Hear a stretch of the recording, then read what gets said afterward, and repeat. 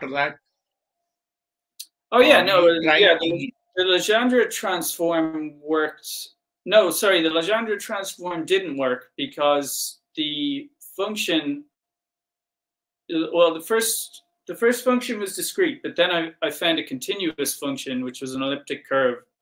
Oh, but you couldn't do the Legendre transform on that because it's non-monotonic. Non-monotonic. Oh, okay. Yeah, that's difficult because you have to split up into intervals, and if there's monotonic within certain interval, then you can do the Legendre. The essence of the Legendre transform. Let me explain, because that will help you, I think, in the long run. In a way, in a simple, just manner. It's kind of conceptual. That all that Legendre transform is doing is that your x coordinate become y intercept. So, for example, for a line, right, y equal to mx plus b or mx plus c, right? Yeah. The Legendre transform is nothing other than c, the intercept. Yes. That's exactly what Legendre transform for line. But if you have a curve, then that is continuously changing, right? Yeah. So the Legendre transform essentially is plots all the intercepts of the tangent to the curve, right? So the tangent to the curve intersects the y-axis, right? So that's the intercept you have, but it continuously changing. That's what Legendre transforms tracks. So in a way, it may be useful for you, but it depends on whether whether it's a continuous, because if it's not continuous, what happens is the Legendre transform will have a singularity. It will go up, then if it comes down, it goes up and down, and it's very unstable, chaotic. It will show. Well, I haven't found that because the method I employed with the discrete function was to take like the rise and run of each point of two adjacent points, and then find the midpoint of that, and then plot that down as the x point and the intercept as the y point. And then take all of those points from the curve, do the same thing for all the points on the bottom, and then extrapolate a bit on, and then take the midpoints of all those so that then the x points line up with the original x points, and then you have like how do you say Legendre transform? Legendre. I think I'm saying it wrong. It's French, so I was saying Legendre. Okay, great. So that's what I did. So then I looked at the elliptic curve function and noticed it was non-monotonic. But then you're right. So I could take it from 0 onwards and do it from there. You think? But but you are split up wherever it is continuous. You can see you have to find a differential, right? You have to find the differential. In that way, df by d. So when you find the differential, it cannot jump around because the differential will give a singularity. So well, I have the differential. I suppose I could do it above 0. It's only non-monotonic below 0. So I guess I could try, but I mean, I already have kind of results. I probably will. Geometrically, you can do the same thing. You get it's very similar. Geometrically, Legendre transform is nothing other than the intercept of the of the line or the slope. That's all it is. So basically, what I can do with that is I have the volume of the hypersphere as it grows, and then so I take the Legendre transform of that, which supposedly gives the pressure, which is a line that's dropping. So it starts at 0, let's say, and it drops quite far. So, how I'm interpreting that is I'm going to find I've also found the pressure, the internal and external pressure of the bubble, and then the pressure on the bubble. So then I'm going to minus the curve from the total pressure. And then, so that should give like an actual amount of pressure then. And then I can use the ideal gas law to get the exact amount of particles then, because we know the temperature of space, we have the volume, we'd have the pressure at that point, which, and then, so all we need to do is find the number of particles, which works out to be like 9 to the power of 46 or something like that. Oh. No, that's not just particles. That would be like galaxies or something, you know? Like individual. Like Avogadro number is 10 to the power 23, approximately. Is the number of stars the number of atoms. What is that? Number of atoms in a molecule or something like that?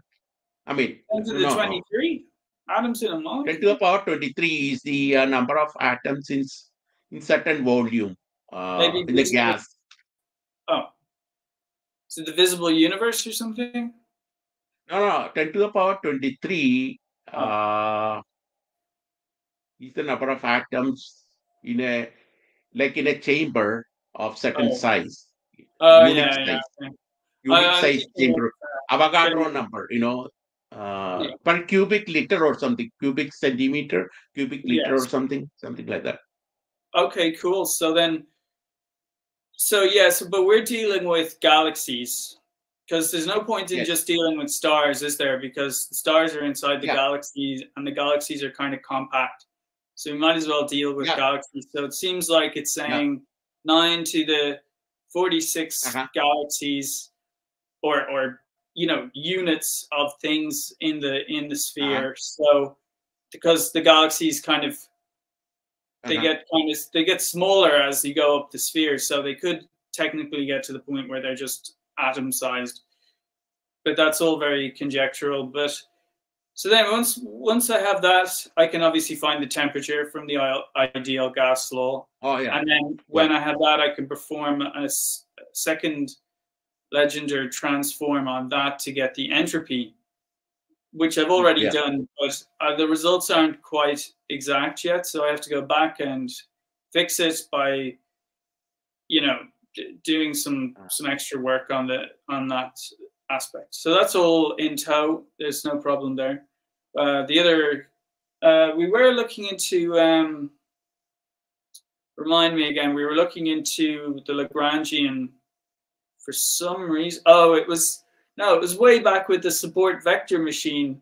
At the start, where it was to do with the space-time transform from one nonlinear function into another, and then so the suggestion was to use what was it again? To use the kernel trick. So we did that, and I wrote it up. I published it. No, I didn't publish. I published a preprint to ResearchGate, and I think I've sorted out quite a few of the references. But if you want to put in a reference to, I don't know if you've used the Langrangian in your work before, you can put a reference into that, or if you have a particular paper that you're really proud of or something that you want to promote, then put it in. Why not? I want to put probably the black box thing, if possible. I mean, I see. That's where all the transforms come together. That seems like because everything can be. And you are going. Sorry, did you publish that with Canadian Journal of Science or something? I published also Research Journal of Modern Physics or something. So it's that's where the original thing is, I think. Okay, well, wherever. One of those places. Or then Canadian. It comes in the Canadian also. Cool. Yeah, there's a good one on the Canadian one. I remember. A lot of stuff going on in it. So, well, that's good. So what about the time loop? Do you have much? You're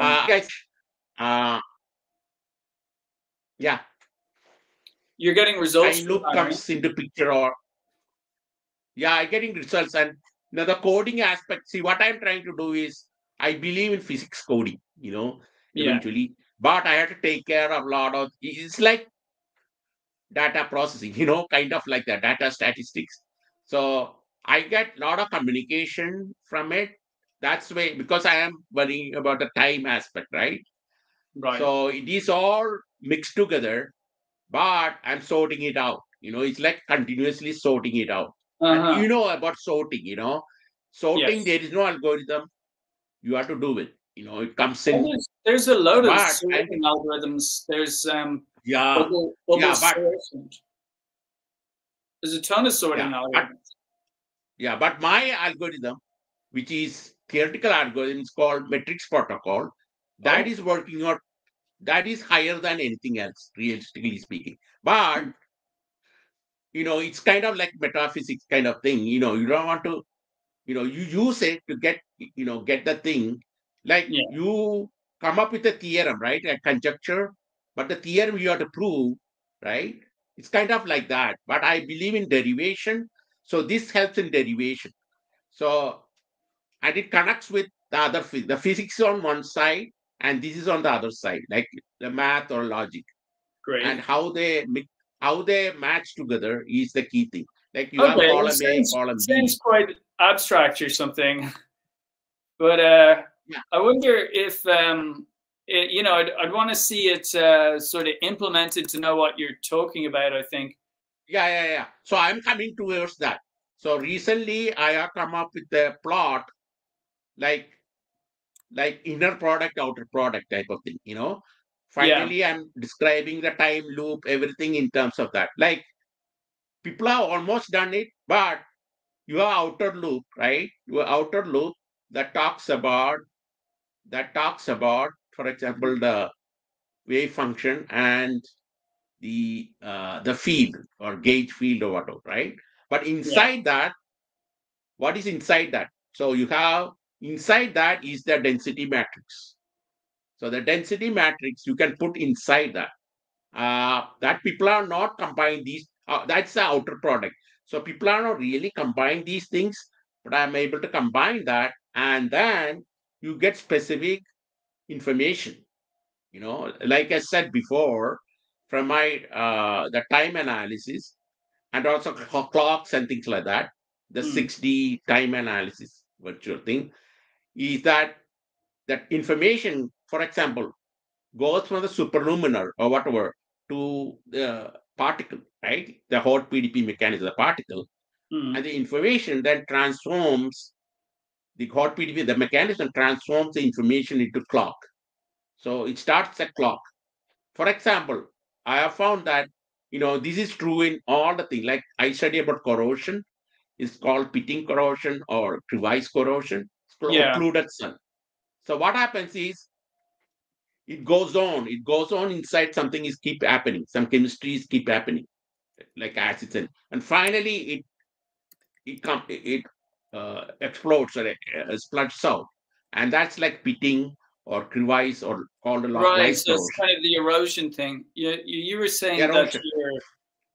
your Very, area of expertise was a lot in thermodynamics and that kind of area. yeah, Yeah. thermodynamics. So I studied a lot about that, put together Mm, all that, but also in your thing, for example, like volcanoes, things like that, right? What yeah. happens is something is going on inside, some chemistry is going inside, and finally they come together and they produce some pressure, and the pressure then explodes everything out, right?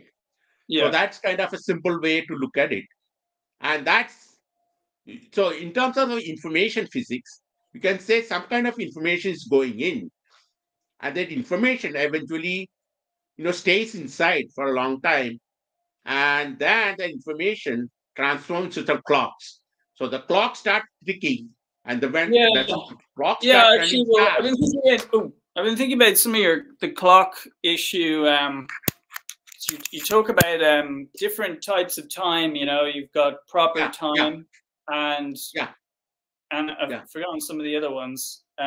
Global, uh, Global, local time. individual, Yeah. communication, Well, so like if you look also, at yeah. what's proper time again is like the time along the world line or something of the person that's traveling or you For know example, you can think of simplest way to think of proper time is event horizon, right? The Bob and yeah Alice thing, I think. They are in the event horizon, and they are at the proper time. One person is in the proper time, the event horizon. So another person is close to the black hole. When you go into the black hole, that's real time, right? So in terms of black hole anomaly, I'm just saying conceptually, this is Yeah, not but exactly how you it can have is. proper time. Like just if someone is flying past the Earth Yeah, yeah. or something, So there's a where you proper start, time. There's a proper time in point A this. you start, right? Point A will be proper time. Then you are going to point B, that's real time. You Uh, know, so I actually don't know. Real time is. I've heard a definition of proper time, and it was, it was what it was. It was just a thing, and then there was real time. I don't know. I yeah. haven't heard a definition of real time because The problem is time dilation, things like that. yeah. That's where the whole thing comes together and is complicated, as Uh, we know. So it is kind of complicated in that sense, but I'm trying to sort it out. I think the best way to understand is we are always in proper time. You know, that's my conclusion, but we have to prove it. That's my okay. conjecture. We are always Well, in proper yeah, time. I think there was yeah. I mean, I'm not sure how to go about proving that, but one thing that I did notice was the idea that, like, if you're talking about this six-dimensional manifold kind of idea, I don't think that's Yeah, going to work from a geometric point of view because it would require. it's a virtual. It's a virtual manifold. It's not a real manifold. So you cannot talk about geometry per se because it's Okay, virtual. but like a Calabi-Yau manifold Yeah, yeah, is a geometry, yeah. right? Okay, so if it's a geometry then, and it's six-dimensional, each of the axes need to be at right angles to all the other axes in the system, Yeah, and that's a problem because proper yeah, time is I not agree. at right angles to global time, and global Yeah, time is yeah, not true. at right angles to I local agree time. with that. I agree with Right. that. So it is actually pseudo. It's actually pseudo Calabria. Oh. You have to say, like Oh, you right. talk about Euclidean, It's some right? kind of it's an abstraction again of a higher abstraction. Anyway, Yeah, apparently this you talk about Calabi-Yau manifolds and all of this. I was listening to Lee Smolin talk about it, and I guess Yao was the guy who came up with it or something. But he was yeah, they were looking for a way to. Obviously, the Calabi-Yau manifold is like some sort of six-dimensional torus, and they needed this to I guess the six dimensions are part of heterotic string theory or something. So you have this torus, and you go around one direction, and that gives you all the supersymmetric strings. So I guess mm, fermionic or supersymmetric, and that's 10-dimensional. But if you go around the other way, yeah, you've got a 16-dimensional with the mm, bosons. Or is it 20? Sorry, oh, 26 dimensional or something. So they take 10 out then, which leaves you with. Oh, actually, I think I got the numbers mixed up maybe. So you take 10 out. Yeah, so that gives you the 16. So supersymmetric 16 particles. And minus then, 10. yeah, then 16 you're left minus 10. with, yeah, I think maybe it's 26 minus 10 or. Oh, well, let's say it's 16 minus 10 because that's easier. But you're left with this Yeah, six-dimensional torus that is yeah, the Calabi-Yau torus then, because it's wound up smaller again than the actual space, which yeah, is the other yeah, spaces are not folded up. And then so he came up with this idea anyway to solve some problem, possibly the one I just spoke of. And mm, but like Lee was like, yeah, it was great, but none of us understood it, really like what he yeah, meant, because it's pretty complicated. Like I get some of it, but in terms of working with it or whatever from their yeah, perspective, yeah, mathematical, yeah, forget yeah, about it. It's far too difficult. But luckily we don't have to do that because, well, string theories, as we know, there's like, what is it, over 10,000 or something of those Calabi-Yau structures, and it's just a non-starter in the end. So yeah, I mean, that's handy. I think I get where you're coming from on that anyway. But so I see you sent another email, just to sort of maybe an update on Legendre transform. Oh, you sent it? No, I think I saw that one already. Thanks. You've applied Oh, this okay, okay. When I say the discrete Legendre transform is -1/2, then discrete Legendre transform -1/2 to the, or multiplied by the sum 1 to n to the power of 1/2 for n in. Okay, so that doesn't. See, I tried that out already, but it doesn't work for some reason. No. But not to worry. Not to The worry. summation. That's because, I think the problem may be the sun is that it's not continuous. So your slope is kind of jumping around, probably. I don't know. In the discrete, that's the problem. Yeah. No, So, I don't think you couldn't really take like, what do they say, a differential of the thing. But I mean, even if you did, I mean, how do you take a differential of a cumulative sum, an iterative cumulative sum? yeah, actually they do it in density matrix. Like you have for the electrons, right? When you do the density matrix, it's over dn. It's a differential of energy over dn or something like that. So it's actually not a continuous thing, but I think they make it.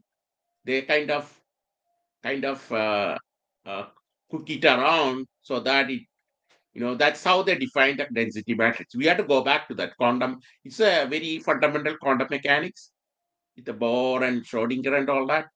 So they find the density, which is used for Fermi, the Fermi Dirac thing that's used in the quantum, the circuits, quantum diodes, and the transistor circuits. They all, the Fermi, the band gap, and all that things. They actually come up with the I studied in the theory of metals, but so I was quite interested in that, and I did my own study, and that I did so well in the course, my bachelor's course. But at that time, I understood the whole thing. That's applied physics, more like applied physics. But that's used in transistor. That's actually used in the microprocessors, you know, the circuits that we use, because depends on the band gap, right? Especially under the band gap that makes it semiconductor. That's a fundamental theory of semiconductors. So it all comes into picture there, and you have the density matrix, for example, of uh, the carriers, the charge carriers, the minority carriers, the majority carriers, all those things. They come into picture, and these are calculated. And when they came up with this semiconductor theory, which Bardeen and all got Nobel Prize for that, right? And that's used in all the circuits, all the computers we use are based on that. So, so it's fundamental. But when they calculate, they use the differentiate by dn, and the n is capital N actually. It's actually the orbital thing, it's connected with the orbital. N is integer number. But they do it in such a way that you can actually find the differential. So well, yeah, I I'm mean, trying to there's no use very problem simple. taking a differential over discrete amounts. That's not an issue. I think the issue, or well, what I was bringing up was like an iterative cumulative sum. Yeah. But I don't know. I mean, presumably you can do it. Maybe jumping around.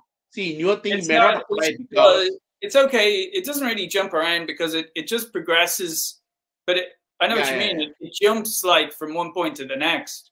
But it's not a problem. So, but I think maybe what would be better is like you say, to take the differential. Sorry, to take the Legendre transform of, from above, from like 0 onwards. Greater than 0. Suppose you have a small curve, like interval from 0 to t1, time t1. You have a continuous curve. In that interval, you can do the Legendre transform. So you have to split it up. Split Well, it maybe up. we'll try that today then. The other one was the other concept I had was, like, let's say you have a sine wave, yeah? Yeah. So you just have a basic sine wave. Yeah. And then can you do the Lagrangian transform, I guess, or get the Lagrangian of the sine wave? Because the equation you showed for the thing that became the support vector machine paper was the I think you give it the position, yeah? So the time and the position, and you get out the momentum, right? Yeah. You give it the mass and the position, you get the momentum. Is that correct? Yeah. So you may have to do Fourier. You may have to do a Fourier before Lagrange, something like that. Yeah, but you just have a You have to look sine at it. wave. You just have a sine wave. You know, it's just like one simple sine wave. It would be no. Because the reason I'm saying is that Fourier transforms from time coordinate to frequency coordinate, right? And the frequency coordinate become energy, right? You can now define energy. And Lagrange is defined for energy, you know, p square over 2m minus Um, the potential energy. So well, I mean, Lagrange essentially operates on the energy. You know all what I right. mean? So you can use the Fourier, convert to frequency, then use the Lagrange. Then you can use the Lagrange. So Something you like that. use the Lagrange, yeah, but then you don't have a you no longer have a position point. Are you saying you just use the Yeah, position? that you had. Then you may have to use Legender. I don't know. Uh, Uh, Legender does give some position. So you may have to mix. You may have to do more than one transform. You have to look at it. That's why I um, used, in my 20-page derivation, I kind of yeah. very quickly, the idea came to me very fast. So in a day or 2 days, I did, but actually it would have taken, that's where I gained a lot of time because really it would have taken more than a year to actually figure out what I did in few days. So I Yeah, but really gained time because shouldn't you know what you're doing, like when you yeah, do yeah. it? At that time, I knew exactly because I know the definition. I go to the definition.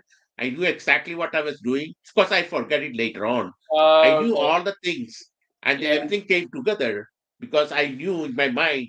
It's like taking an exam and you're getting almost 100% in that kind of thing. So that's the level I was at that level, but it diffuses out.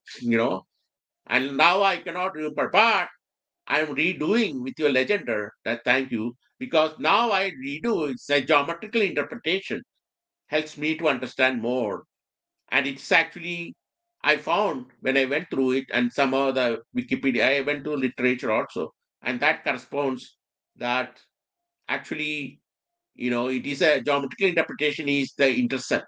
So a lot of the transforms what they do is convert from one coordinate to another. Essentially, that's what they're doing. Morsel transforms. So, for example, you have Fourier converts from time coordinate to frequency coordinate, and inverse is back and forth. The inverse transform does the opposite. The same way, Lagrange, what is it doing is that it has p square out 2m. That's how Lagrange is defined. So from that time, now you can use, you know, you can I should. I have to remove it. So the Lagrange is essentially that whatever your operation you are doing is on the energy. Suppose you want to find, for example, force. So you find the differential of space, dl by dx. That's, that gives the force.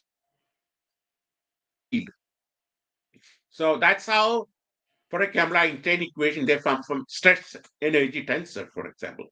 You know, Yeah. essentially is that. And you can convert to field.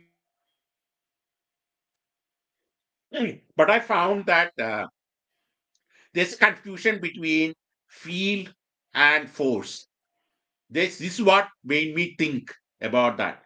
Actually, field essentially is a derivative of force, space derivative of force, which means field actually is a second derivative of energy in the definition. But a lot of times what they do is they convert the force into a field by using, for example, E, by using the charge E.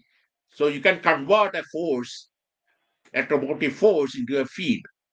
But I don't know. That's where that may be okay. I don't know. Because the second derivative in that case becomes constant, and I think you can derive it, but I don't know. It's a very good definition. But that's how people are using it. So I said I want to go back to the original definition. I would say you have energy, and the first derivative of the spatial derivative is the force. The second spatial derivative is the energy. That's the of the energy is the field. So that's much more general. And special cases, when it's Okay, that's very constant, things like that. interesting. Yeah. Huh? Yeah, That's go very ahead. interesting, I said. Your yeah. So if we were to just going off it here, if you've this is for X, Y, Z, but we're only in two dimensions, yeah. So yeah, we get rid of two of the dimensions. Yeah, you define the Langrangian KE minus PE exactly. That's what it is. Right. So yeah, the kinetic energy minus the potential energy, and then TU is the same thing. Yeah. And that's equivalent to this. But then we have U here. All right. So this part is equivalent to T or KE. That is our kinetic energy, right? And then this is our potential energy. Yeah. So that makes sense. So if we have a mass of an electron, let's say, then that gives the kinetic energy. And then we have the position. So that's going to be like here we have the position is, 0.4438. And that's our Y position. And then our X position is 1.45. Yeah. So that goes in there. So then U is our force field, is it? Or not it's like some sort of field, isn't it? It's potential energy. Oh, it's potential.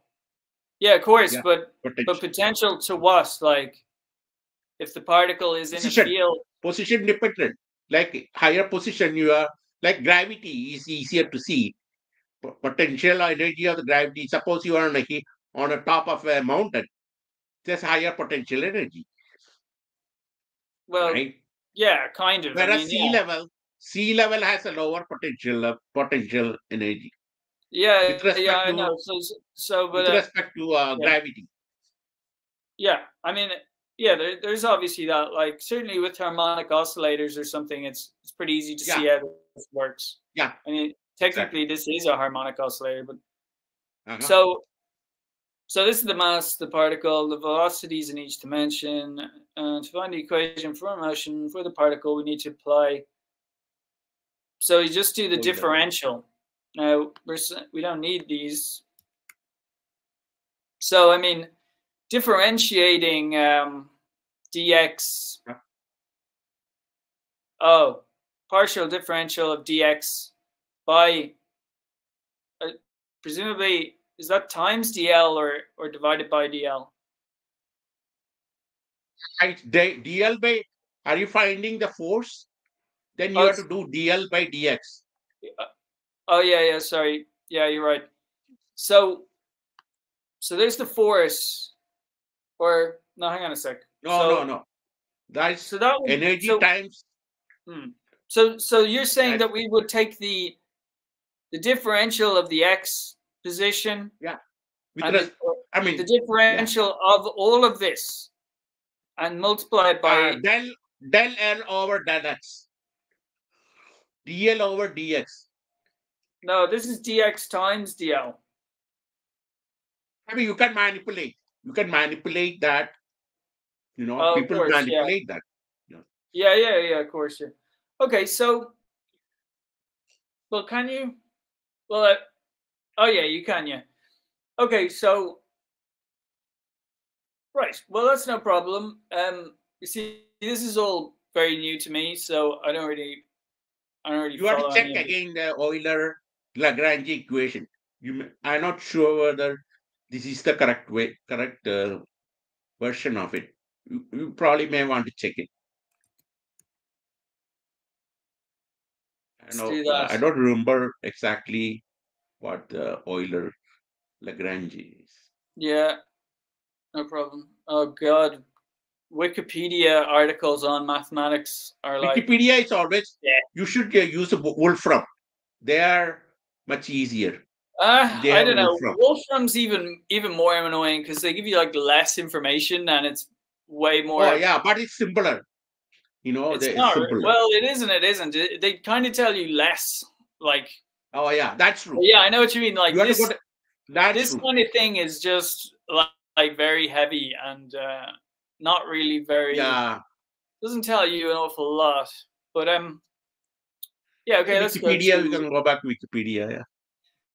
Now, Euler-Lagrange differential equation is a fundamental equation of calculus variations. It states that if J is defined by an integral of the form J equals integral f t by y dt, where y is equivalent to dy over dt, then J has a stationary Y value. prime. Should be y prime. Oh, y prime is there, but this is y. Sorry, we have y prime is equivalent. Yes, very good, very good. Sorry, I thought that was like a bit of dirt on my screen. No, and, no. Okay. Yeah. This is the differential. This is the differential, yeah. So if J is the stationary value, if the Euler-Lagrangian differential equation, right, partial df over dy equals 0 is satisfied. So, oh, wait a second. That's not, yeah, okay. If time derivative notation y prime is replaced instead by space derivative, sorry, I'm reading that wrong, notation y sub x, the equation becomes partial diff f divided by partial diff y. Okay, so the Euler-Lagrange differential equation is implemented. So this kind of looks similar to what you had a little bit. Oh, here we go. Yeah. Where is the Euler-Lagrange? I don't know. I mean, yeah, similar, but not exact, right? Yeah. But then so it could just be a different form of the same thing. You have to look at your equation again and see that it is correct. I'm not sure because I think del x should come on it should be del L or del x, I think. But you may be able to manipulate that, come up with that. I'm not sure. Okay.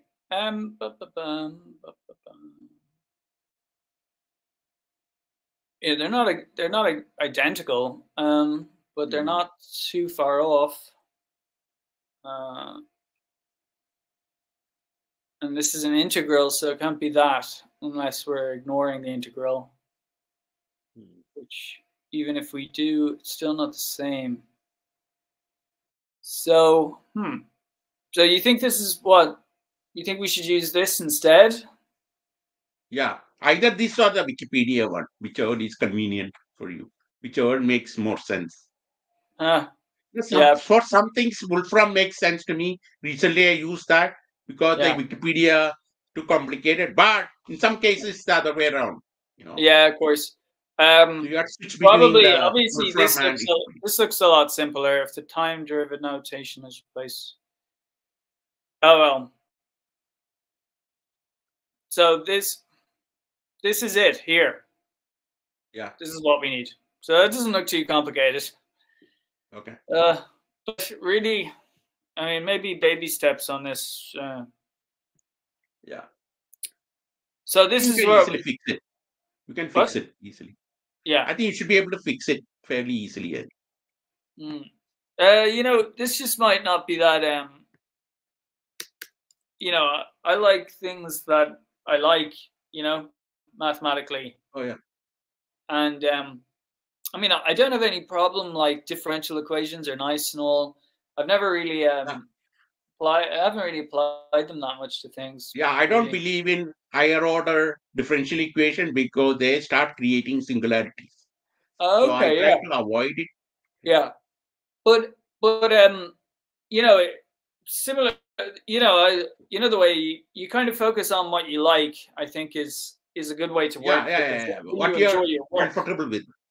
You're comfortable Yes, with whatever you're comfortable. but I'm not against going out of my comfort zone to learn something, so long as Yeah, the payoff is good enough, like, and that it's yeah, worth. yeah, Like, exactly. I'll learn it, and then if I think it's good, I'll continue with it. If it's worth my time, I'll invest more time Yeah, into it. So that's kind of what I'm doing here. It's just to investigate this to see, can yeah, yeah. we You are can we you pretend? have very simple picture in your mind, right? Yeah. And then the new thing, you try to see how you can convert that into a picture you already know, and then you find the relationship. That's what I'm doing with time loop, everything. And the metrics protocol helps me in that very Mm, well. And that then I know that it's correct, So I always ask whether, I have four terms. And now I reduce like true, false, not true, not false. That now I simplified everything into the following way: oh, actually, wrong and not wrong, wrong yeah. and not. Instead of Boolean, the Boolean is now for me wrong and not wrong. You know what I mean? And then, because that in the larger sense, that's all we can do. Like what we are doing, is it wrong or not wrong? Oh, well, Like that's true. Actually, your yeah. support vector You machines. reminded me of what this whole thing was about, or not. Well, I kind of knew, but there's an extra step to some of this work. Oh, is this it over here? So the idea is, oh, wait a second. Let me go back to this. So can we Okay, okay. increase the frequency of this sine wave? How do we do that? Uh-huh. Which value do we The change? We don't frequency change. is your frequency is the Here we go. repetition. It's like the mode. Yeah, we've done it. We've done it now. So I assume we want quite a high frequency. Well, let's Okay. just pretend we don't need that high frequency. Let's say that's good enough. So let's say this is our wave coming in, and then it's going to meet another sine wave that comes in from the left, or from bottom of the screen here, and they contact there, and then so this electron meets an opposite electron. They contact at this point and then become a photon that goes off towards the top of the screen. So that is like, if you were to differentiate, you could differentiate up to this point, but no further, yeah? On both both waves. Yeah. Because then, so you have infinity here, and then you can differentiate along the photon, but you can't differentiate up to this point because it's discontinuous or something. This is what they're complaining about. So I was thinking, obviously they have there's a number of solutions to that, such as back to string theory again. They solve it that way, but I'm thinking of a different solution in mind that kind of goes back to some of our previous work into, do you remember S symmetry groups, S4, and something to do with the thing you were just talking about there, which was Boolean logic, yeah? Yeah. So I think I think, the way you have so many ideas or whatever, you write them down and then you forget. Yeah. Forget what did the Boolean logic pertain to this, or did it pertain to something else? But I think oh no, it does. It pertains to something completely different. Sorry, we'll have to get into that another day. But yeah, there is a big there's a big thing about the Boolean logic that we've been talking about, and the the true, not true kind of, or true, false, and then The two other ones, which remember not true, not false. No, that's not right, because remember, as Christians pointed out, that's only 3 operators. That's not 4. That's false, true, and not. You get me? Those are 3 Boolean operators. And not true is just false, and not false not necessarily. See, what I'm saying is not true is not always false. It is. No, in Boolean logic, that is the case, though. Yeah, okay. Yeah. So but remember we said there is, remember we talked about true, you have true, you false. So there's 2. But then you could have true false or false true. So when you have those, then you have a what's called a non-commutative logic, kind of. So when the true comes false first, when the true comes first, that's one bit of information, and when the false comes first, that's another.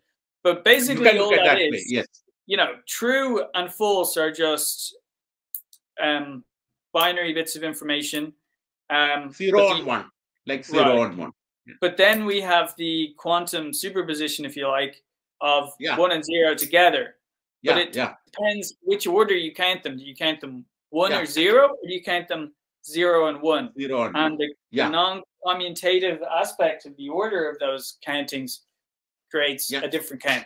But ultimately, ultimately you cannot disentangle which one comes first and which one comes second. So it looks like you have 3 operators again.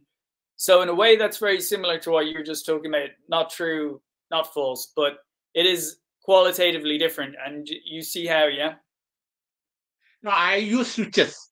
The way I look at it is switches. Oh, yeah, very interesting. Now I convert to switches. Like, but you understand what I'm saying? Do you like that?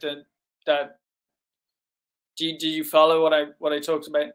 Yeah, exactly. Yeah, I follow that. So the way I understand, I use it for physics, right? In terms of physical system, in real systems, how the 0 and 1 comes is from the switch. So I have a theorem. I did it in 1995 or something in the book Absolute Genesis. And that's where your 3 thing is meaningful, because I said there are only 3 modes of switches: 0, off, and on. Okay. But our logic of true for the order, complicativeness, true false or false true. No, there's 4. There's 4 things, but we can only 4 things. We can only discern 3 of them, in a sense. There's still 4 on the baseline. Yeah. So that's separate. We did that. That's a separate thing. But I do like, switches is a good thing. Yeah, send me on a link for your book then. What's it called again? Something Genesis? Absolute Genesis.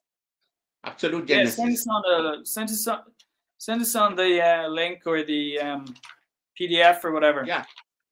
It is there in the Kindle, Amazon Kindle, Amazon and Amazon Kindle also it's there. But I can send a copy, that'd be handy, so I don't have to go look for it. So sometimes if you have Kindle, do you have Kindle account? You can get it free. I think I have some sort of e-reader on my computer, but I may have deleted it. But what would be, if you just, if you have like a PDF or whatever, if you have it in an e-reader format, that's fine. I can figure out a way of reading it. Yeah, I'm sure. I have a scanned version, so it's not perfect, but I can send that. That's fine. It doesn't have to be. I just want to kind of scan. Yeah. See what it's like. Sounds interesting. I like the name. What is it again?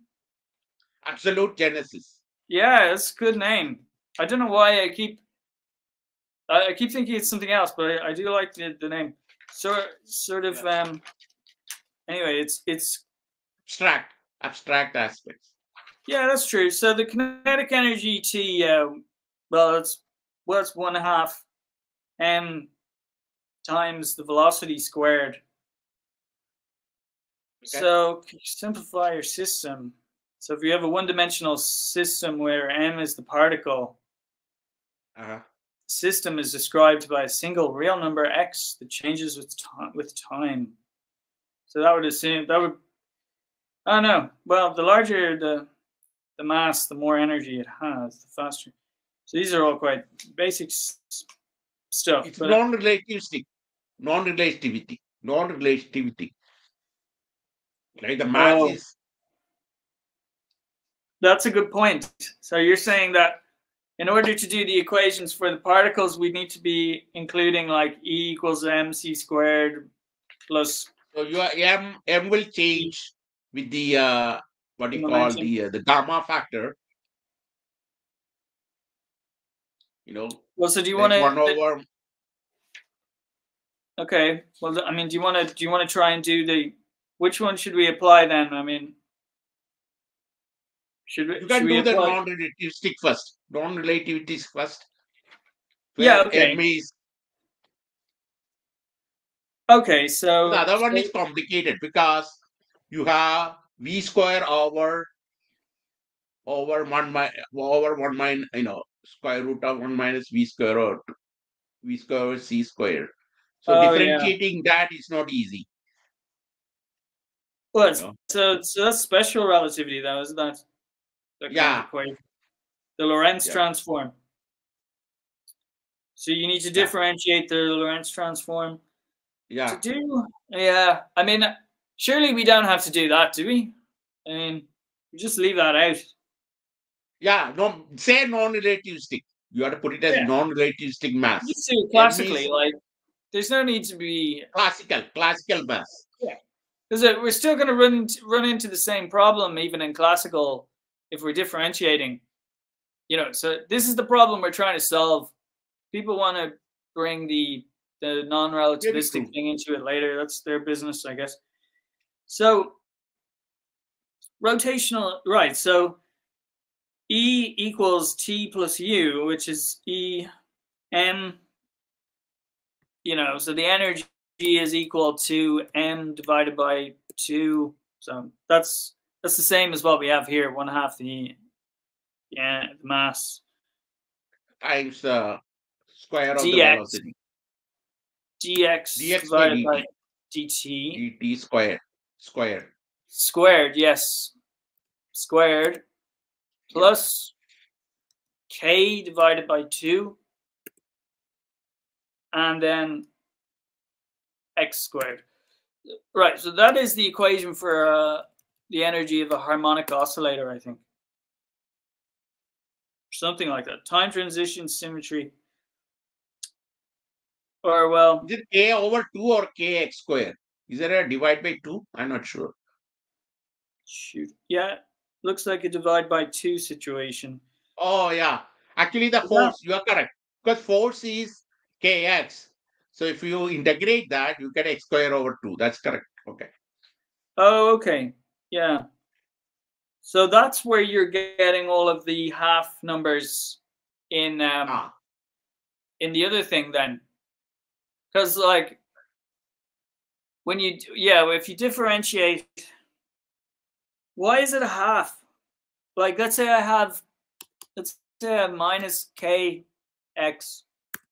Then you differentiate that. No. That's a force. Fe minus k is a force. Then you have to integrate it. Oh, so if you just have, let's say if you have k and you integrate that. Oh no, integrate, not differentiate. Yeah. Yeah. Kx is a force. Differentiate, you get that. There's nothing. So what happens if you integrate this? You get 1/2. Yeah, 1/2 kx squared. Yes, that's correct. Oh, that makes sense. Yeah, I guess. Or it makes a little bit more sense to me. Yeah, okay. Yeah. Okay, so, well, let's say we have, well, I mean, is there any point in differentiating for a harmonic oscillator? I mean, I guess there is, isn't there? Because that's what this is. Yeah. Isn't it? But this is... Yeah. A harmonic oscillator is like a weight that's being pulled down by gravity and then being pulled back up by force. Yeah.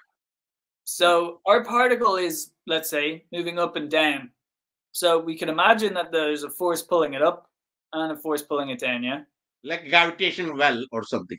Gravity well or something. It doesn't even matter what the force is, just the fact that there is a difference. Yes. So when it's up here, we say potential is high and kinetic energy is 0. And when it's down here, kinetic energy is 0 and potential is 0 and kinetic is full, or the other way around, whichever you prefer, right? You know, in a simple pendulum, what happens is when the pendulum goes up there, it is higher potential energy, right? And then the kinetic energy go to 0. Then the potential energy makes the kinetic energy, it comes back. So at the bottom, your potential energy is 0, kinetic energy, then it has kinetic energy. So because kinetic energy goes back up again, so that's why it oscillates between, Right, exactly. Yeah. Okay. So, right. So this is quite tricky. So we've already kind of done that then. We have dx dxt, let's say, divided by dt equals aw cos wt. Or what am I doing? That's cos. That's w. So that is essentially this, right? Yeah. Except this is a sine version of it. We could change that to cos. In a sense.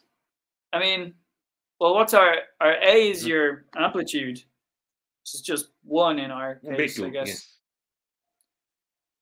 Right, and we don't need that. So T is WT essentially. So really we don't have any W in our system, but obviously W is K. Omega. Oh, right. Yes. Omega. T is nothing but 2 pi nu. 2 pi nu. W is 2 pi nu. 2 pi nu. Nu. The frequency, yeah. Oh, right. Well, we've got 6 pi frequency. Anyway, so you're talking about force divided by mass is omega. Yes? Is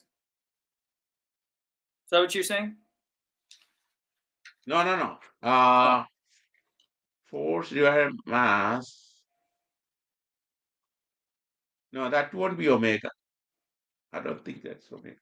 Omega is nothing but angular. It's the wavelength, is it? K is the wavelength. Angular velocity. Angular velocity. K. Omega is angular velocity. No, K is something to do with like the rigidity of the resistance or something, is it? K is the spring constant. It's normally called spring constant. That's it. It's the spring constant. Okay. I'm just going to write these things down because it's so easy to forget. Yeah. Good. K equals spring constant. And then, right. So we have a definition of omega. So it's the spring constant. A is the amplitude. A is the amplitude. Right. Yes. I'll write that down as well. Why not? Okay. So our spring constant is what then? You have to take a square root, I think. If I remember it right. You can work it out, but I think there's a square root. Oh, okay. Yeah. Well, there's square root coming into picture there. Oh, yeah. Well, square root of K or M or something. Well, omega. Well, hang on a sec. Omega squared equals. And omega squared equals Km as K over M as well. Yeah, I think so. We can actually figure out, but I think that's correct. What the heck is going on there?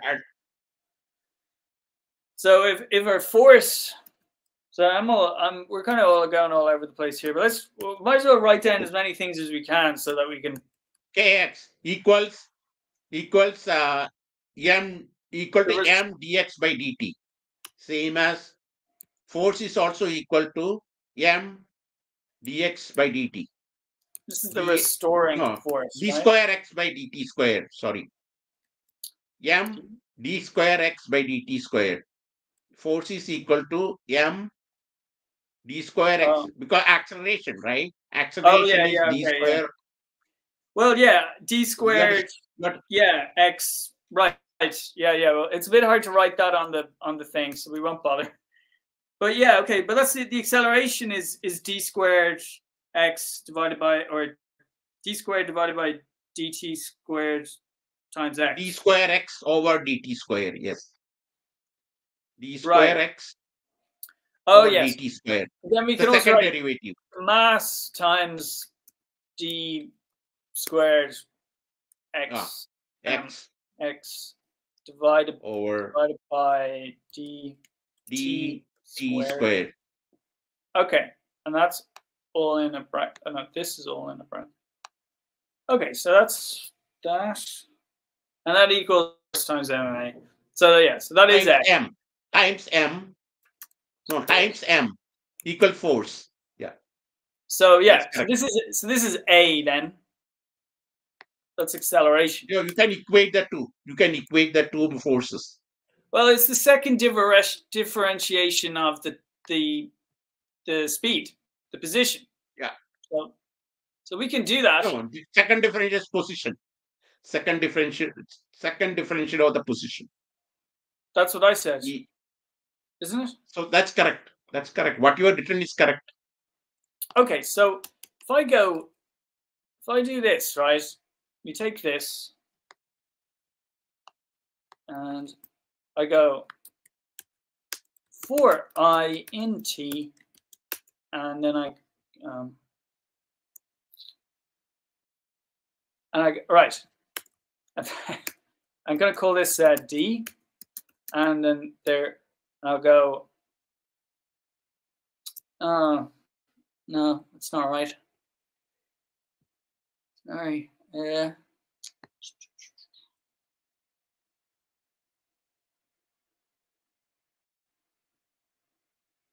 So far, so good. So we are going to the fundamentals. We are going to the fundamentals, which is good. I always like that, because I think there is some quirkiness in that. People are misused it. So we have to re-examine these. Go back to the blackboard. Oh, that's interesting. Yeah. Okay, there's something in here in one of these notebooks. There is something that I need, but I can't remember which notebook it's in. I meant to look for this earlier, but I forgot. It's in quite a recent one.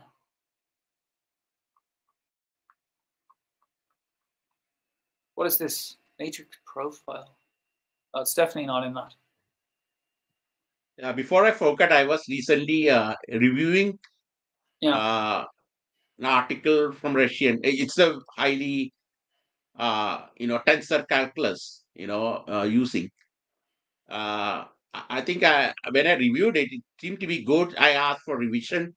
And if it publishes, it may be something we can use, I think, because it talks about the, piece, subscript mu versus p superscript mu. So how that momentum, the forward momentum, he talks about the forward momentum, and he says that some of the equations in the relativity is not, he has proved mathematically some of the equation the relativity may not be correct, and because the forward momentum, so he's generalizing it, forward momentum with gravity, acceleration, pressure, gravity, and electromagnetism. And I think you are doing very similar thing with your sphere thing. We may be able to apply that. It's a very you have to understand the work I'm doing is like, they often say, oh, Einstein did quantum mechanics, or no, not quantum mechanics. That his general relativity is large scale and quantum mechanics is small scale. Yeah. But it's not really. I don't think. If anything, it seems like general relativity is more like mesoscale. Well, I'm working on the kind of the large scale stuff. No, I agree with you about 4D space. I think space should be only four-dimensional. The time has to be six-dimensional, but it's not a real geometry. Yours is I a real cannot geometry. agree. Yeah. I mean, I only work like saying time is six-dimensional, and it's not a geometry, and it's not, they're not at right angles. Okay, that's fine with me, but then what do you mean? So Pseudo geometry. they're just different features of time. So Yeah. that's okay, but what are you going to do with that? Because we know that already. They're just different categories of time. But you see, if I say space is four-dimensional, I'm saying it is literally, there's literally four dimensions that are right angled to each other. And then if you have time, and that's another six dimensions, those dimensions have to be at right angles to another, or else they are not orthogonal. They need not be orthogonal. That's correct. But right, so but then that's a general coordinate. You can't say space is four-dimensional and time is six-dimensional as if these two things are equivalent, because they clearly aren't. You're talking, in one sense, you're talking they're about not equivalent. No, they're not equivalent. Yeah, but in one sense, we're talking about Euclidean geometries, and the other sense, we're talking about categories. And these are two different categories, so we cannot can't mix them. So that's a fair point. So here it is. I found it anyway. Dx is this, and dt is this. Okay. Yeah. We'll start from the fundamentals. Yes. So this is time, and yeah, this might be a bit boring for you. Sorry, Rajan. This is time. This is space. No, this is space. No, this is time, and this is space. Right? That time, yes.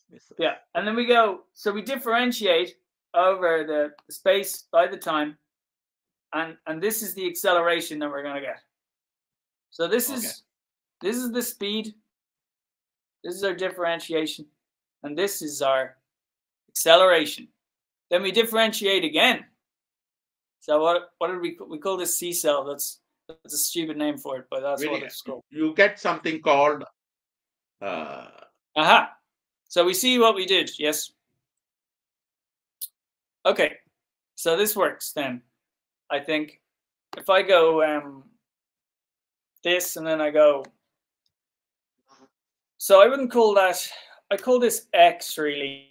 And then this will be our T is equal to list range len. If you differentiate acceleration with respect to time, you get something called jerk. It's called jerk. That's correct. Yeah. So, oh no, wait a second. Position, acceleration, and then, because we do that here. No. Wait a second. This is the distance, I think. This is the speed then? Is that the acceleration? I don't know. Your distance, velocity, acceleration, then you are jerk. Ah, you called me a jerk. No, I didn't call you. I mean, that's what it's called. Yeah, I know. That's why I don't use the term jerk, because people may take personally. Yeah. There you go. So there's let's say this is acceleration. No, it's fine. I was just joking. This is acceleration, let's say, then this would be the jerk. Yeah. I guess. But you know what jerk is, though, in reality? People move around very unpredictably, kind of, in some sense. Yeah. So that's a fair point. So, like, if you were accelerating up an incline in a car, that would be the car goes like this, or something like that. That's So it's interesting. So let's do that. We're going to differentiate. We're going to do it for real instead of all of these. These equations that we use they're very abstract or something. I prefer to do things for real. So our first. What you're doing is great, Christopher. What you're doing is great. This is the way we should be doing it. Right. Yeah. Yes. Thank you. So we'll call this acceleration. Acceleration. Okay. So, and then we're gonna append to that. So we're gonna get our. It's only one L, I think. Yeah, it's okay. Yeah, you're probably right. That's fine. Yeah. Okay. Yep. Now. So, right, we'll call that dx then. Call this dt for ion range to do. That's fine. We're going to get rid of that because it's not important. And then we can just probably plot that like that, except we're going to call this acceleration. So it's nice to do this kind of thing because then everything is, it's. Then you have it recorded, in the records. Yeah. Oh, wait a second. You can always go back. Yeah. Hmm. Good notes. You like yes. IT notes. I like it. Go is not defined. But yeah, it's very straightforward. Everyone can understand it, except for the fact that we have done something wrong.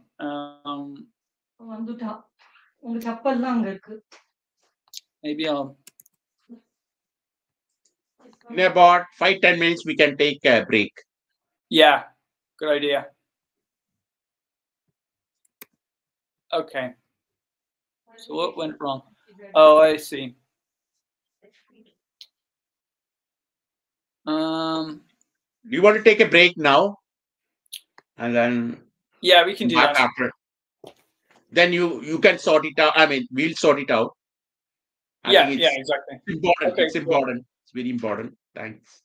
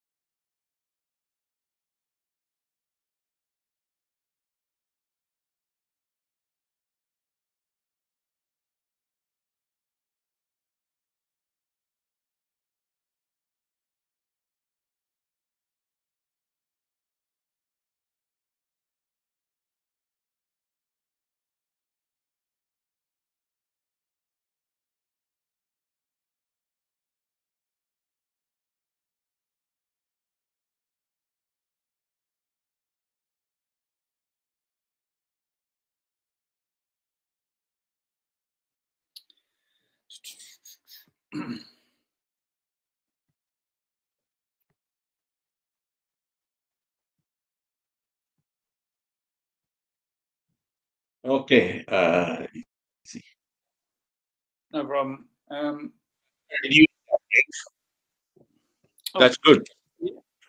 Right. Well, no, I'm having a bit of difficulty here, to be quite honest with you. So it looks like if this is our position in space and this is the time, then position divided by time. So this should be speed, right? Yeah. So presumably, unless I'm making some fundamental error. Or velocity, whatever speed, yeah. Yeah, velocity. Okay, so and then this would be vector quantity. If it is a vector quantity, is velocity. If it is non-vector quantity, scalar, then it's speed. Yeah. Okay. Yeah, that makes sense. So this is acceleration, technically, but I'm dubious about that. I mean, this is me just trying to. This is me attempting to do second derivatives, you know, in Python without any other code like base modules or anything. What I'm struggling to do here is just to recreate this graph, but in a more you have to solve the second order differential equation. Remember the second order differential equation. You have to solve that. Okay, but all right. Well, let's just start again here with this. We go. I mean, in some sense, maybe what we're doing is a little bit pointless. So if I go. No, I think we are going by definition. It's good. If it's in your notes, you can always go back and check it because these are good. Yeah, no, I just mean in terms of what we were doing with the harmonic oscillator. Mm-hmm. The solution to second order differential equation is where you get the cos and sine, essentially. Oh, okay. Yeah, well, we'll see then. Maybe it will be useful. I mean, we could. Yeah. If you solve a dx, because when you equate the k and m, you have the d square x or dt square, and the other one is, so when you solve that, the other one is k times something x, and then so then d square x and kx. So you have d square x over dt square something, and then some coefficient times x, equals 0, something like that. So when you solve that, you get automatically sine and cos. Oh, okay, yeah. So maybe we don't need to do this, but let's just see what happens. If I well, is there any point in differentiating this? Yeah, let's try this. I don't know if this is acceleration or technically would this be speed? Yeah, so speed, yeah. Okay. And then we need to change our names here because we're using T and M. So for in len T, it's going to be M. Right. Well, we should have M divided by T. That makes sense. And then we want to plot that with respect to T. So the other way we're using Plotly Express, which is a bit more powerful. It does things in a slightly different way, so it gets a bit more confusing. So with respect to T, we're calling this. Wait a second. Am I on the wrong cell? I am. We're calling it speed. So I've never done this before, so let's see what happens. Oh, divide by 0 and so that's what the first differential of the singularity. Yeah, singularity. Of this, right? Well, but we still got an answer, so we're not too worried. We're going to do it again. with speed. This. So how did we do that? So in this example, we start with cell. Right. So we're going to take speed divided by t, and again with respect to time. So maybe we can just copy and paste this down. So this time we take speed, not actual speed, and then acceleration. Yeah. So this is a second differentiation. Differential. Yeah. Yes, and acceleration and acceleration. Just change all of them. I think that is right. That looks right to me. I haven't misspelled anything. Okay. So there you go.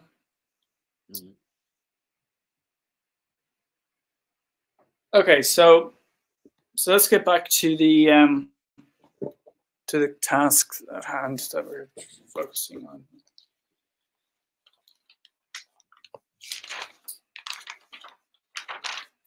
If our aim is something like this, yeah, dx dt squared, or is that's only the that might be the, what do you call that again? The Noether's theorem about conservation laws. Is a energy, not energy, momentum? That might be the energy conservation angular law. Momentum, energy conservation, the total energy conservation, and also angular momentum. Right. So dx divided by, or dxt divided by dt. So dx is a function of t, time, which is that one. No, which is this one, because it's a function of time. Yeah, that makes sense. X should be that, I think. Yeah, well, I should probably label them properly, shouldn't I? Instead of calling it m, I should call it x. I don't know how you got dx by dt is a omega, cos omega. First one is x equal to some sine and cos you get. Then you differentiate that. That's a good point. We need to put these up here, don't we? So if if you differentiate a sine, then you get cos. So that's okay. So x is some amplitude times sine function. Well, this is a cos function. So if I differentiate sine, you get cos. There's a cos function, and I differentiate it using our method here. So it's starting at 1. Omega t. Oh yeah, there you go. But it's not exactly. You see, it's not exactly a sine. It's more like what do you call that? The Q function, the Q factor. Yeah. Do you know what I mean? It's getting it starts off strong and then it gets less and less. Because 0 is not defined. You mean we're running into this invalid? The 0, yeah. Well, but maybe okay, you can check it. I mean, I don't see any particular problem with that, but it could. But if I start at 1 here, that's going to cause a problem, isn't it? We're not going to get a. Oh. You have to take it 0 plus. Hey, look, it's like 0. I got rid of the error, but we still have the problem. See? And then what would you call this? This is like, I've forgotten what you call those. Oh, now it's different. 0 there. Somewhere you are 0. Well, oh yeah, we probably do, because this is a 0. It crosses here at a 0. They cross. Technically, they're crossing at zeros, even though the actual like if we check the actual list, which one are we? differentiating. Like if I print x, you'll see, I'm guessing there's no 0 in this. See what I mean? Yeah. Okay, so there's no 0 there technically, but there would be at this point, right? Maybe. Okay. So that might cause a problem. Well, let's continue on anyway. So energy of an oscillator. Is that what we're interested in? So the omega is videos. The omega, like you say, we now have another definition for omega, which makes sense, is the square root of k over m, because that's what we have there, yeah? Because this is the square. So, yeah, that makes sense. So we'll comment this your equation, in your equation, it will change a little bit because it's not exactly that. Because you are adding the potential term, kx square over 2, it changes the differential equation. It becomes more like a Schrodinger equation. Oh, okay. Yeah, because when you add a potential, I'm doing that separately. I get, if without a potential, I get an error function. Okay. But when you add a potential, it becomes Schrodinger equation. And then you solve it for different potential, like square well potential, or you have a particle in a box, things like that, So Right. the potential changes accordingly, and you have spring system here. So that changes the solution because your d square second order differential equation is not simple anymore. Well, wait a second. I mean, if omega is the angular frequency in radians per second, yeah? That's another definition of omega. It will change slightly. It won't be exactly k over m. Right. It's true if k equal to 0, then it's okay. No. Right. Sorry. You have to solve it. I know. Let me try solving.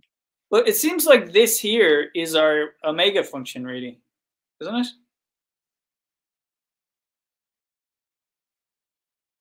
it? Which one? What I've highlighted there. This seems to be omega, basically. Omega t. Let me work it out also. Okay. What happens? Hopefully, I can figure out.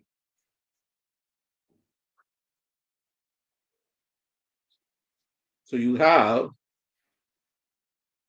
initially you have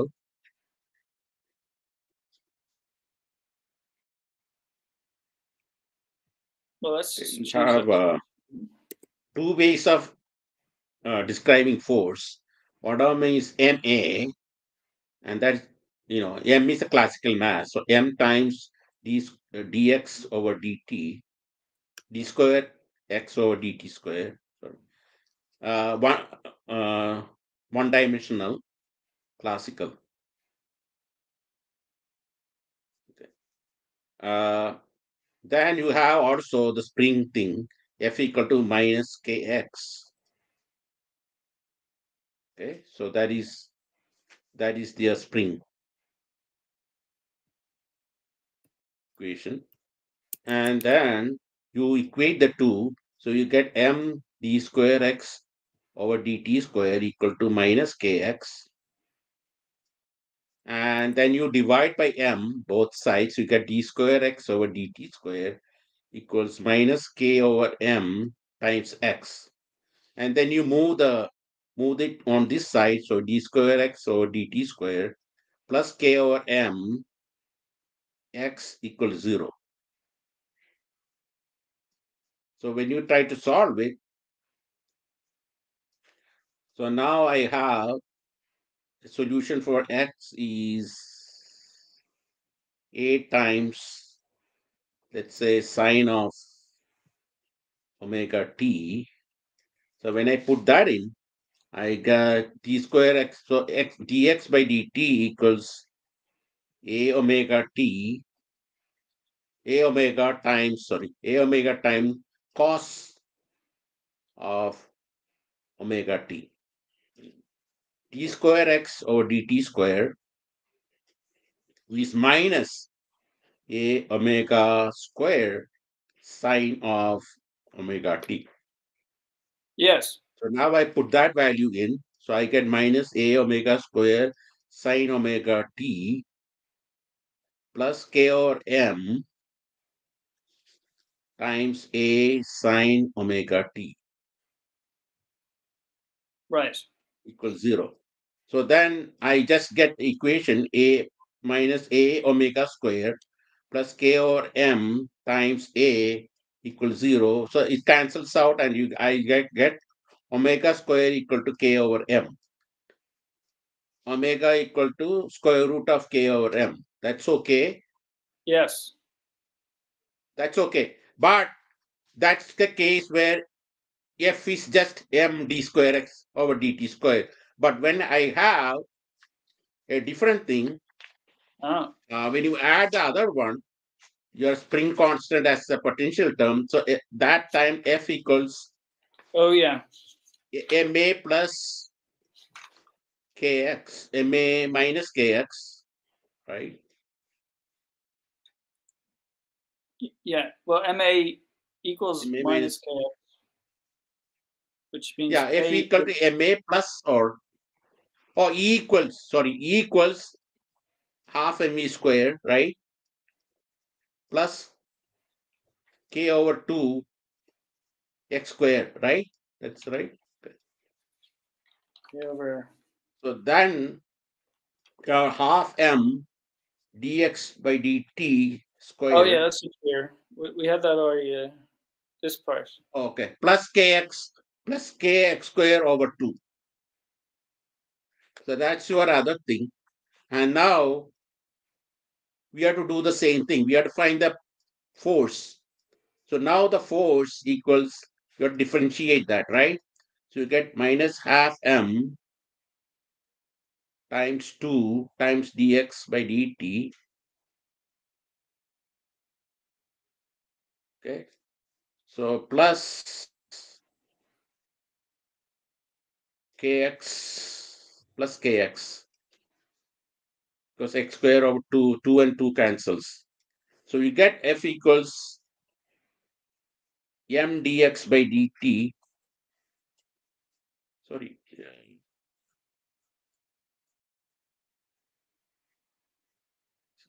V square. Oh, okay, there's a square there. Okay. So f is minus d. Okay. So you have f equal minus half m.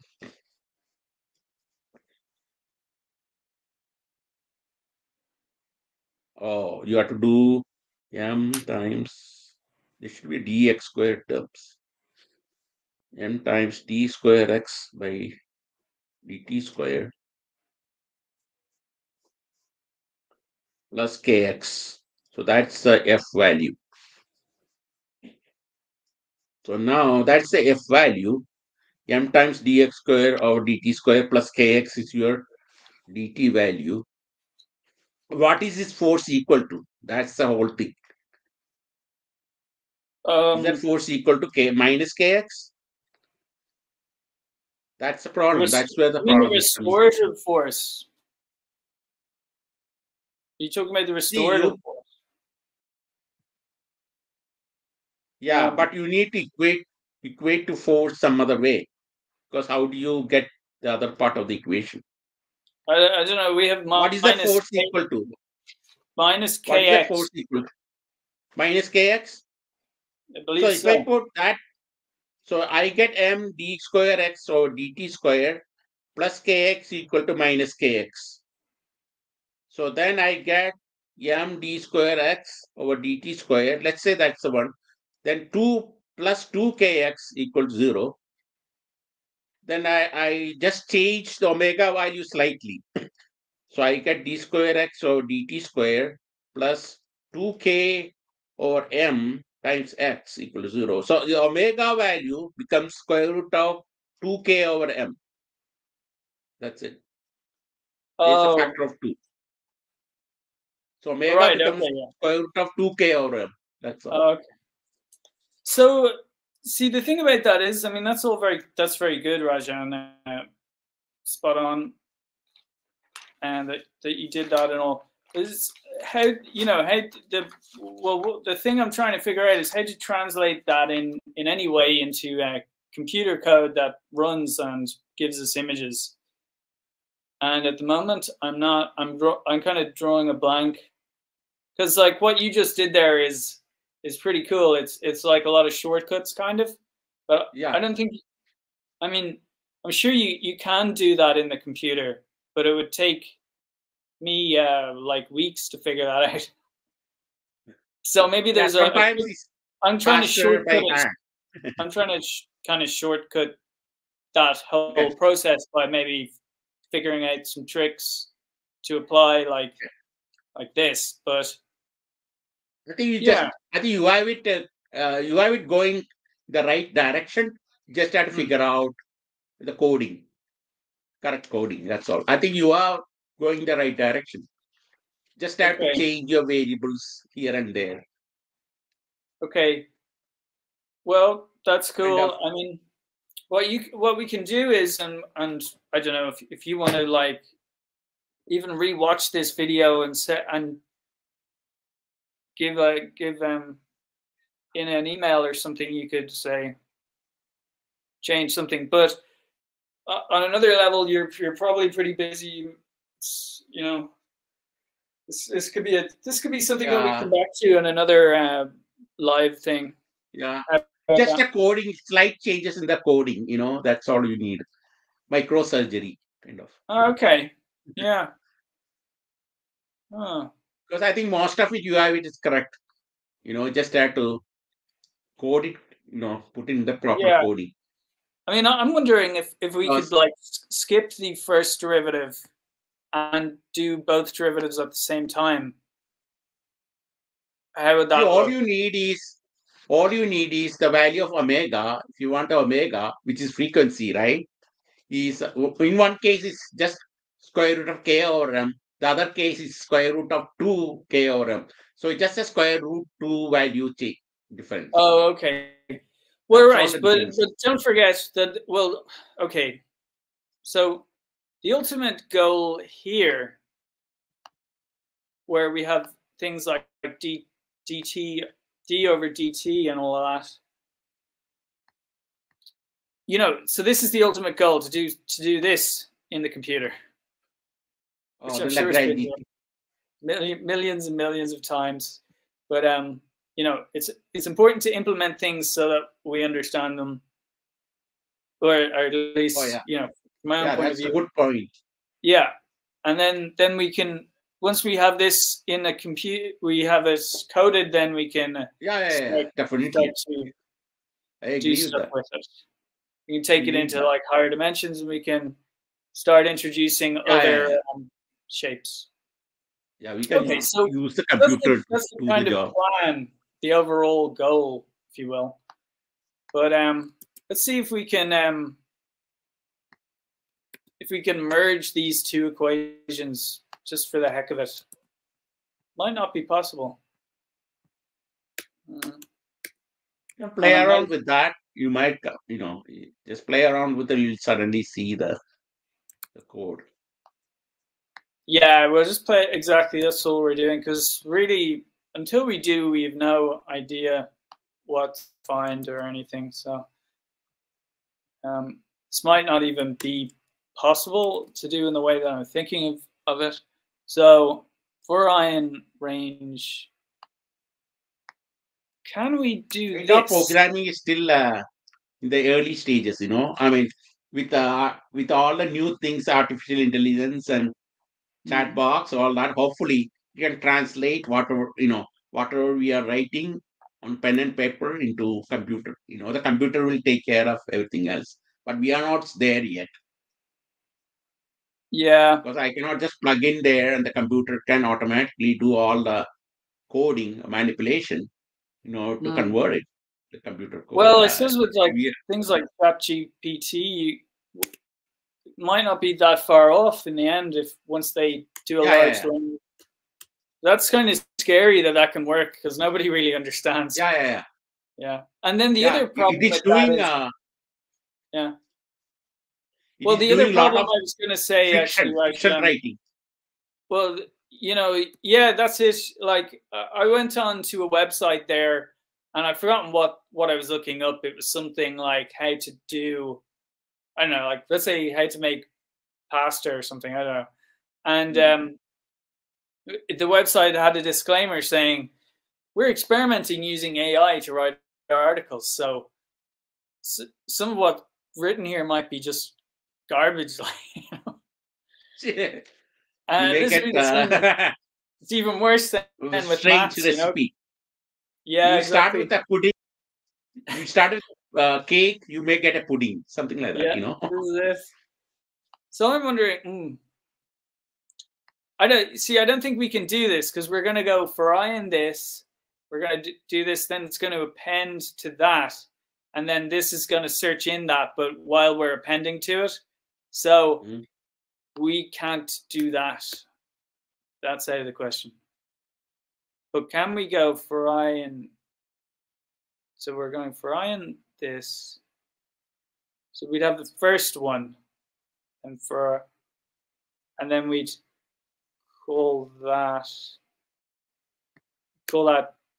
D,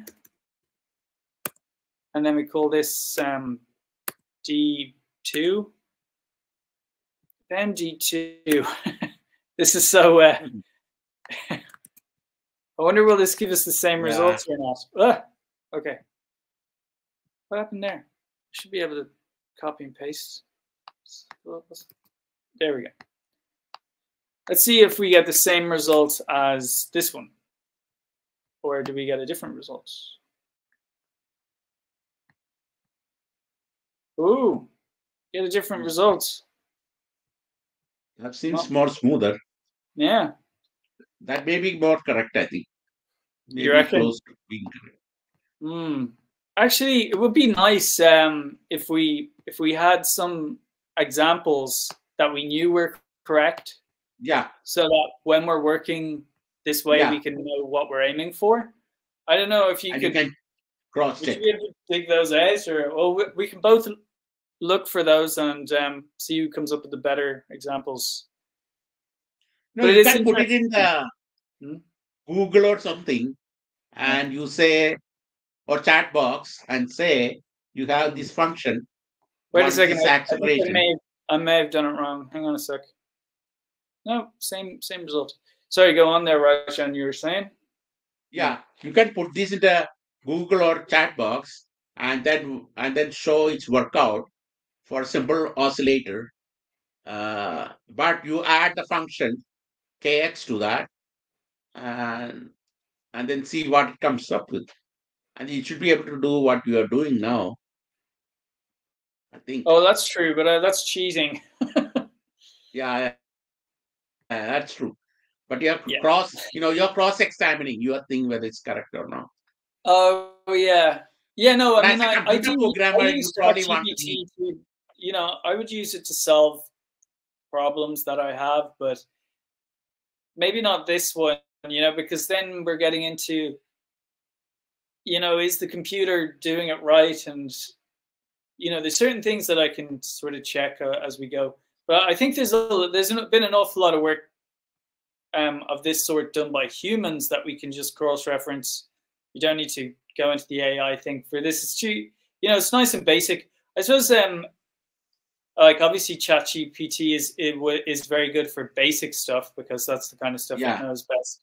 But it can also, because you're advanced programmer, you don't want to you don't want to do these lower level things. For me, it's okay because I am not a real programmer in that sense. Oh yeah, no, well, yeah, I suppose, yeah, maybe that's partly the reason. But I think, yeah, like I would just like to take so someone's obviously done these basic examples online somewhere.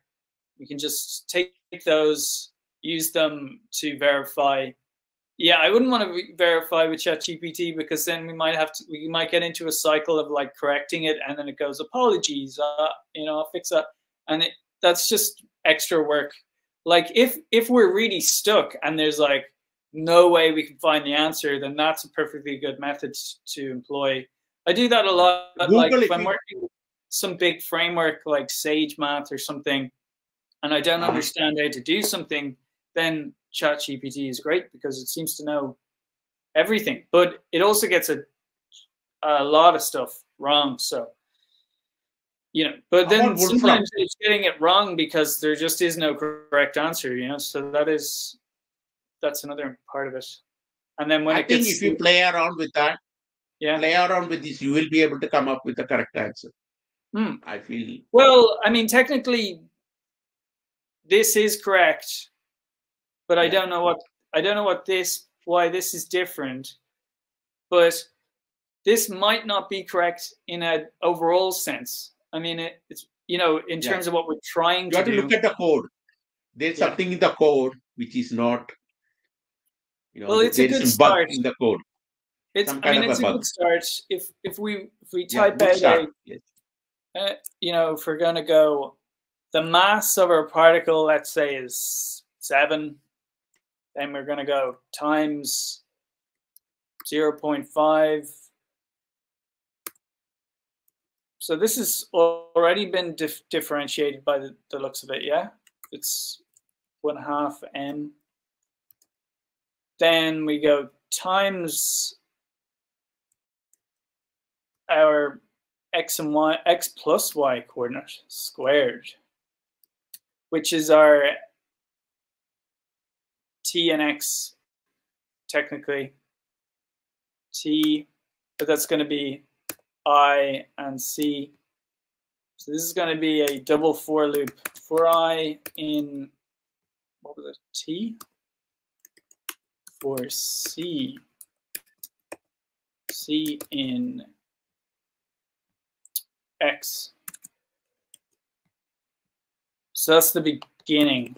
And that's going to be squared. Squared.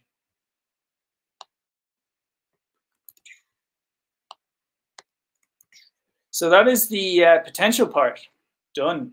It's pretty cool. I'm going to call that capital L. Minus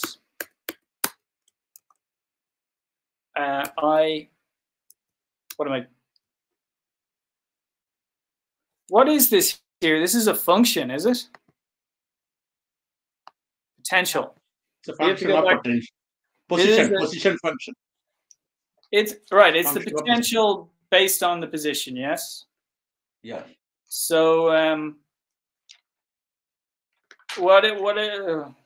that is k divided by 2x squared. Am I getting mixed up here with my? No, it cancels out essentially. In your case, it will cancel out.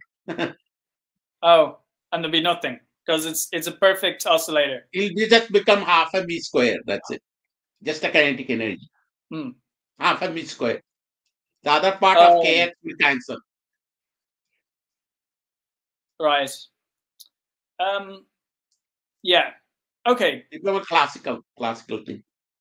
That's nice. But how to do that in coding? I know you can just do it in your head like in a second, but I'm just, can we make it cancel here in the code? I times whatever you, C times that stuff.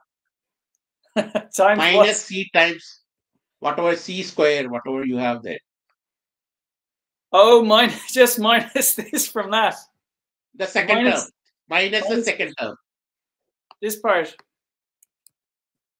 Yeah? Yeah. Minus the second. Yeah. Yeah. Okay, but how is this then coming out of that? Where you're doing that. Kx, u equal to kx squared by 2. See, that's the problem. Okay. Your T has half kx squared. U also has half x squared, so they cancel each other. So if I were to write that explicitly, I would write what? K. Sorry, what did you say, Rajan? Yeah. You have minus, not I. minus c square. That's it. Remove that I thing. The second term, minus the minus thing. Remove the I term. Oh, Minus, remove. just put, Yeah, remove that. like Yeah, this. yeah. And just because minus that. Yeah, that's it. Weird. Okay, let's give that a go. And then I append. I'm just. That's probably not a very good. Let's just leave it at that.